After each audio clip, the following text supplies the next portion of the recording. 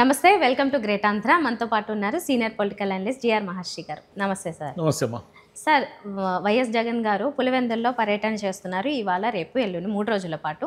అది ఏంటంటే స్థానిక సంస్థల ఎన్నికలు కూడా తొందరగా రాబోతున్నాయి. మరి దానికి ముందుగా ఇక్కడ నుంచి కార్యాచరణ మొదలుపెట్టి ముందు పులివెందుల్లో, తర్వాత మొత్తం రాష్ట్రం అంతా కూడా తిరిగే అవకాశాలు ఉన్నాయా? ఆయన ఇంతకుముందు సంక్రాంతి అప్పటి నుంచి చెప్తున్నారు.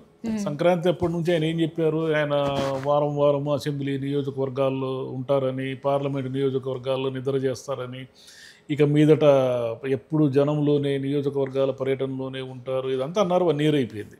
ఆయన ఏమి ఈ 1 yearలో అప్పుడప్పుడు ఏదో ఇట్లా పర్యటనల పేరుతో విపరీతమైన జనం రావడము ఇలాంటి సీన్లు తప్ప మనం ఏం చూడలేదు. జగన్ గారు ఫస్ట్ చేయాల్సింది ఏంటంటే, పులివెందుల వాళ్ళ అడ్డా కదా, పులివెందుల జెడ్పీటీసీ వాళ్ళు ఓడిపోయారు. అవును. ఎందుకు ఓడిపోయారంటే, సరే అధికార విపరీతమైన అధికార దుర్వినియోగం చేశారని, రౌడీయిజం చేశారని, ఏజెంట్లను కూర్చోబెట్టలేదని, ఓటర్లను రాకుండా భయభ్రాంతులను చేశారని, తరిమేశారని, ఇలా ఏమో చెప్పుకున్నారు. సహజంగానే అధికార పార్టీకి ఆ అడ్వాంటేజ్ ఉంటుంది. మీరు కూడా చేశారు. మీరు కూడా ఏం చేయలేదా? కుప్పంతో సహా అన్నీ గెలిచారు కదా. అవన్నీ నిజంగా ప్రజాస్వామ్యంగా గెలిచారా లేదా అనేది ఎవరికి వాళ్ళు చూసుకోవాలి. రేపు స్థానిక ఎన్నికలు వచ్చినప్పుడు కూడా తెలుగుదేశం పార్టీ ఇదే రకంగా చేస్తే మీరు ఏం ప్రొటెస్ట్ చేస్తారు? ఎలా ప్రొటెస్ట్ చేస్తారు? అసలు మీ కార్యాచరణ ఏమిటి? నియోజకవర్గాల్లో మీ కార్యాచరణ ఏమిటి? ఇది ప్లాన్ చేయాలి ఆయన. ఎంతసేపు ఆయన పోతే 1000 మంది జనం వచ్చారు, ఈయన చేతులు ఊపడము, జనం వచ్చారు, జనసంద్రము, జగన్ అభిమానము, కెరటాలు, సముద్రము, ఇవన్నీ కూడా అవన్నీ ఓట్లుగా మారతాయా? అవన్నీ మరి జెడ్పీటీసీలో మిమ్మల్ని ఎందుకు ఓడిచ్చారు? రేపు పులివెందులు పోయినా కూడా ఆయన కోసం 1000 మంది జనం వస్తారు. బయట ఊర్ల నుంచో, బయట నియోజకవర్గాల నుంచో, ఎక్కడి నుంచో వస్తారు. మళ్ళీ అదే సేమ్ సీన్ రిపీట్.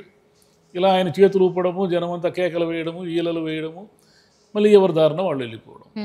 ఈ షో వల్ల రేపు 29లో ఆయన తన పార్టీని పటిష్టము చేసుకోవడము కానీ, గెలుపు దిశగా తీసుకెళ్ళడము కానీ జరగవు. ఇది షో మాత్రమే. ఈ షో వల్ల వాళ్ళు ఎక్కడెక్కడి నుంచో వస్తారు, చేతులు ఊపుతారు. వాళ్ళంతా ఓట్లు వేస్తారా మీకు? ఎలా వేస్తారు? రేపు మీకు స్థానిక ఎన్నికలు వస్తాయి. స్థానిక ఎన్నికలు వచ్చినప్పుడు పులివెందుల మున్సిపాలిటీతో సహా టీడీపీ గెలుచుకుంది అనుకుందాం. అప్పుడేంటి మీ పరిస్థితి? మరి మీరు హైదరాబాద్కు వస్తే జనం 1000 మంది చేతులు ఊపుతారు. మీరు ఇంకెక్కడో వెళితే జనము, ఎక్కడ రాప్తాడుకి వెళ్తే 1000 మంది జనం వస్తారు అని చెప్పుకోవడం వల్ల ఏమిటి ప్రయోజనం? రేపు పులివెందులు మీరు ఓడిపోతే ఏముంది, ఇంకా సింపతి వస్తుందిలే, ఏదో చేశారని చెప్తారు అంతే. ఎలా సింపతి? అంటే మీ దీంట్లోనే ఎక్కడో లోపం ఉంది. స్థానిక ఎన్నికల్లో మీరు సరే వాళ్ళు ఎలాగో అధికార దుర్వినియోగం చేస్తారు, నామినేషన్లు వేయనివ్వరు, ఏదో చేస్తారు అనుకుందాం. కానీ మీ ప్రొటెస్ట్ ఏమిటి? మీరు ఏ రేంజ్లో దాన్ని ప్రొటెస్ట్ చేశారు? మీరు ఏ రేంజ్లో దాన్ని పోరాటం చేశారు? మీ నియోజకవర్గాల్లో ఉన్న నాయకులు ఊరికే మీరు వస్తే జన సమీకరణ చేయడమో, లేదా జనాలు వాళ్ళే రావడమో, చేతులు ఊపడమో, దీనివల్ల ఏమిటి ప్రయోజనము? దీనివల్ల ఏమైనా ప్రయోజనం ఉందా? రేపు మిమ్మల్ని ఎన్నికల్లో గెలిపించేది జనము. తెలుగుదేశం వైఫల్యాల మీద జనం విసిగిపోయి మీకోసం జనం వస్తున్నారు అని అనుకుంటే అంతకు మించిన భ్రమ లేదు. వాళ్ళంతా మీ అభిమానులే తప్ప తెలుగుదేశం వైఫల్యాల మీద విసుగెత్తిన జనం కాదు. వాళ్ళు వేరే ఉంటారు. వాళ్ళు ఎన్నికలప్పుడు వస్తారు బయటికి. మీ అభిమానులు మీరు ఎక్కడికి పోయినా వస్తారు. 1000 మంది వస్తారు. వాళ్ళు ఆ పరిసర ప్రాంతాల నుంచి మీకోసం వస్తారు. వాళ్ళు ఎవరు ఓటు బ్యాంక్ కాదు. రేపు పొద్దున మిమ్మల్ని గెలిపించే ఓటు బ్యాంక్ కాదు అది. ఈ సూక్ష్మాన్ని అర్థం చేసుకోకుండా వైసీపీ వాళ్ళు ఎంతసేపు జగన్కి జనాభిమానము అనే భ్రమలో చిక్కుకొని రేపు పులివెందుల మున్సిపాలిటీ కూడా ఓడిపోతే పరువు పోతుంది అంతే వీళ్ళకి. పులివెందులు అనేది మీ అడ్డా కదా. కుప్పంలో అయితే చంద్రబాబు నాయుడు గారు లేరు, ఇప్పుడైతే ఇల్లు కట్టుకుంటున్నారు. కుప్పంలో ఆయన తరఫున ఎవరో ఉంటారు. సరే, ఎన్నికలప్పుడు ఆయన, లేకపోతే లోకేష్ గారు, భువనేశ్వరి గారు, ఇంకోరు వచ్చి ప్రచారం చేస్తారు. లేదా ఆయన తరఫున ఉన్న మనుషులు, కార్యకర్తల్ని సమీకృతం చేయడం ఏదో చేస్తారు. ఆయన ఓడిపోయాడు కుప్పం మున్సిపాలిటీ అంటే ఆయన ఆ ఊర్లోనే లేడు. దాన్నైనా అర్థం చేసుకోవచ్చు. మీరంతా ఆ ఊర్లోనే కదా ఉన్నారు. పులివెందుల్లోనే కదా మీకు సంబంధించిన ప్రతి వాళ్ళు ఉన్నారు అక్కడ. మీ బంధువులు ఉన్నారు, మీ కుటుంబం ఉంది, దశాబ్దాలుగా మీ దాని మీద పట్టు ఉంది. మీకు అక్కడ ప్రతి మనిషి తెలుసు, ప్రతి వీధి తెలుసు. పులివెందుల నియోజకవర్గంలోని ప్రతి పల్లెటూరు మీకు పరిచితము. రేపు తేడా వస్తే మీ పరిస్థితి ఏంటి? సార్, అక్కడ నుంచి ఎమ్మెల్యేగా పోటీ చేస్తే గెలిచేవారు. మరి స్థానిక సంస్థల ఎన్నికలు వచ్చినప్పుడు ఆయన తరపుండే మిగతా చిన్న చిన్న నాయకులు వాళ్ళంతా గెలిచే అవకాశాలు ఉండవంటారా అంతా? స్థానిక ఎన్నికలు ఎప్పుడూ కూడా కొంత అధికార పార్టీకి ఎడ్జ్ ఉంటుంది. పోయినసారి వీళ్ళు తాడిపత్రి మినహా అన్ని మున్సిపాలిటీలు గెలిచారు కదా. మరి అన్ని మున్సిపాలిటీలు గెలిచిన వాళ్ళు అన్ని మున్సిపాలిటీల్లోనూ 11 సీట్లు మినహాయిస్తే అన్నీ ఓడిపోయారు కదా.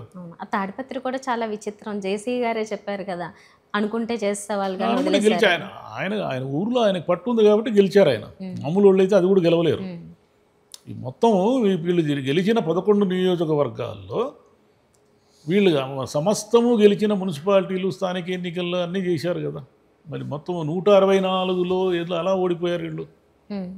అది ఆలోచించాల్సిన విషయం కదా. కాబట్టి వైసీపీ వాళ్ళు ఆలోచించాల్సింది ఏమిటంటే, జగన్ గారు ఎక్కడికి వెళ్ళినా జనం వస్తారు. అది కులబద్ద కానే కాదు. అది రేపు ఓటింగ్ కులబద్ద కాదు. 29 నాటికి ఓటింగ్ కులబద్ద కాదు. వాళ్ళు తెలుగుదేశం వైఫల్యాలతో విసిగిపోయి జగన్ గారి కోసం వస్తున్న వాళ్ళు అంతకంటే కాదు. ఆయన అభిమానులు వాళ్ళు. పులివెందుల్లో కూడా రేపు వేలాది మంది జనం వచ్చేసారని వేసుకోవడానికి బాగుంటుంది. పెద్ద పెద్ద ఫోటోలు లేక సోషల్ మీడియాలో వేసుకోవడానికి బాగుంటుంది.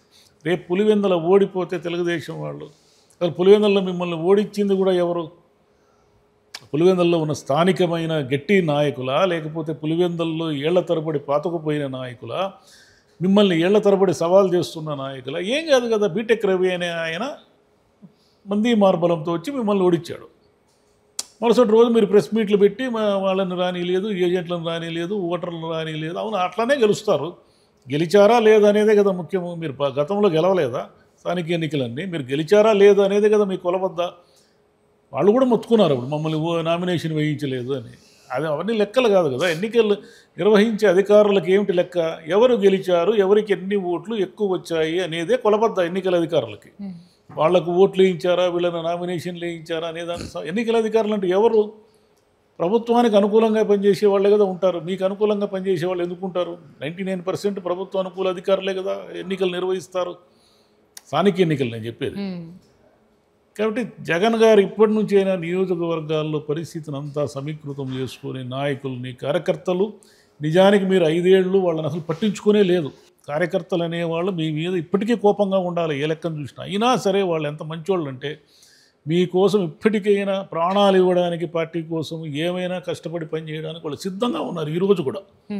అలాంటి కార్యకర్తల్ని మీరు వచ్చే ఎన్నికల నాటికి సమన్వయం చేసుకొని నాయకుల్ని అందరినీ పటిష్టము చేసుకోకపోతే, కేవలం మీరు బయటికి పోతే జనం వస్తారు అనే ఆ భ్రమలో నుంచి బయటికి రాకుండా, జనం వస్తారు అనేదే కులబద్దగా తీసుకుంటే వైసీపీ మళ్ళీ కూడా నష్టపోతుంది. రైట్. సో ఇది కూడా ఒక విధంగా 2029కి ఎలాగా అయితే సిద్ధంగా ఉండాలో ఆ రకంగా స్థానిక సంస్థలకు కూడా కాస్త కుస్త సిద్ధంగా ఉండాలి. అట్లీస్ట్ పులివెందుల విషయంలో ఉండాలి. గట్టి పోరాటం చేయాలి, గట్టి ప్రొటెస్ట్ చేయాలి. వాళ్ళు గెలవచ్చు కూడా. మిమ్మల్ని బెదిరించి ప్రలోభ పెట్టి ఏమైనా గెలవచ్చు కూడా. పులివెందుల్లోనే గెలిచారు కదా. పులివెందుల్లో గెలిచిన వాళ్ళు మిగిలిన వాటిని గెలవరని మీరు ఎందుకు అనుకుంటున్నారు? ఖచ్చితంగా గెలుస్తారు. మెజారిటీ సీట్లు టీడీపీ కూటమికే వస్తాయి ఖచ్చితంగా.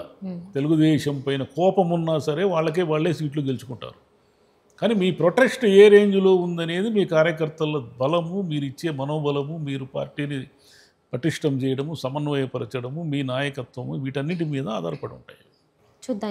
ఈ 3 రోజుల కార్యక్రమం అయిపోయాక ఎలా ఉంది అంటే రిజల్ట్ అప్పుడు మనకు తెలియదు, కానీ కనీసం జనం ఎలా వచ్చారు అనేది అయితే చెప్పుకుంటాం. దాంతో కౌంట్ చెప్పుకునే అవకాశం రాదు కదా. విపరీతంగా జనం వచ్చి కేకలు ఈలలు వేస్తుంటే ఎవరు సమస్యలు చెప్పుకుంటారు? ఆయన చేయాల్సింది ఏమిటంటే, పులివెందుల బయట ప్రాంతాల వాళ్ళని ఒక్కరు కూడా, వైసీపీ వాళ్ళు ఒక్కరు కూడా పులివెందులకు రావాల్సిన అవసరం లేదని ఒక హుకుం జారీ చేసి, ఓన్లీ పులివెందుల నియోజకవర్గం ఓటర్లనే ఆయన కలిసి, అయ్యా మీ సమస్యలు ఏమిటి, మీరు ఏమిటి, ఎందుకు మీరు అసహనంగా ఉన్నారు, ఎందుకు అసంతృప్తిగా ఉన్నారు, నేను ఏం చేయలేదు, మీకు ఏం చేయాలి అనేదాన్ని డీటెయిల్డ్గా మాట్లాడుకుంటే మళ్ళీ కూడా మీరే గెలుస్తారు, నో డౌట్. రేపు అసెంబ్లీకి వస్తే మీరే గెలుస్తారు. కానీ పులివెందుల్లో కూడా మీ మీద అంత ఎక్కడో అసహనం ఉంది ఓటర్లలో అనే ఒక టాక్ ఎందుకు వస్తూ ఉంది? ఎక్కడో సంథింగ్ రాంగ్ కదా.